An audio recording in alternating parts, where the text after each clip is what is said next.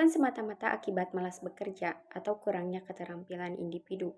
Dalam banyak kasus kemiskinan adalah hasil dari konstruksi sistematik dan histori yang menciptakan ketimpangan peluang serta distribusi sumber daya yang timpang.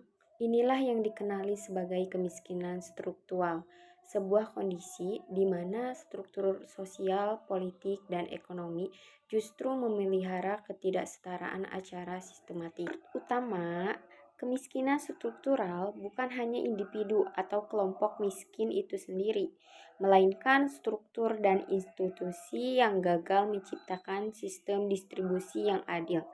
Negara, korporasi, sistem pendidikan, hingga pasar kerja semua turut andil ketika kebijakan fiskal, akses pendidikan, dan jaminan sosial cenderung menguntungkan kelas menengah atas, maka kelompok rentang akan terus terjebak dalam lingkaran kemiskinan. David Brady menjelaskan bahwa kemiskinan struktural berakar pada institusi sosial yang tidak setara, yang melegangkan kekuasaan dan akumulasi modal pada minoritas tertentu. Dengan kata lain, sistem yang ada sudah sejak awal mendukung kelompok yang memiliki modal ekonomi, politik, dan sosial. Dampak kemiskinan struktural. Kemiskinan struktural memiliki dampak multidimensi tidak hanya pada aspek ekonomi tetapi juga sosial, budaya, dan psikologis. Individu yang hidup dalam sistem seperti ini menghadapi keterbatasan akses terhadap layanan kesehatan, pendidikan berkualitas, dan lapangan pekerjaan yang layak. Selain itu, kemiskinan struktural memperbesar jurang ketimpangan sosial, meningkatkan kerentanan kriminalitas, menurunkan partisipasi politik masyarakat miskin, serta melemahkan kepercayaan publik terhadap empat negara. Di Indonesia, misalnya, kelompok miskin cenderung memiliki kemungkinan lebih rendah dalam mengakses pendidikan tinggi dan sistem keuangan formal. Penyesalan dari langsung tunai ke transformasi struktural.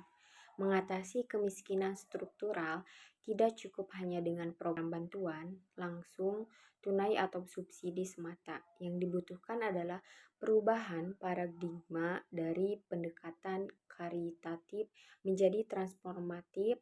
Ini mencakup 1. Reformasi kebijakan fiskal dan redistribusi sumber daya untuk menjamin layanan dasar yang adil. 2. Perluasan jaminan sosial dan proteksi tenaga kerja informal, terutama bagi kelompok miskin desa dan urban. 3. Penguatan pendidikan republik dan sistem kesehatan universal agar semua warga negara memiliki fondasi yang sama. 4. Pemberdayaan ekonomi lokal dan kebijakan afirmatif bagi kelompok rentan seperti perempuan, penyandang disabilitas, dan masyarakat adat. Amartya Sen menekankan pentingnya pembangunan sebagai perluasan kemampuan capability manusia, bukan semata pertumbuhan ekonomi. Dalam konteks ini, penyelesaian kemiskinan haruslah memberdayakan, bukan metodisentri peran rakyat dalam menentukan nasibnya.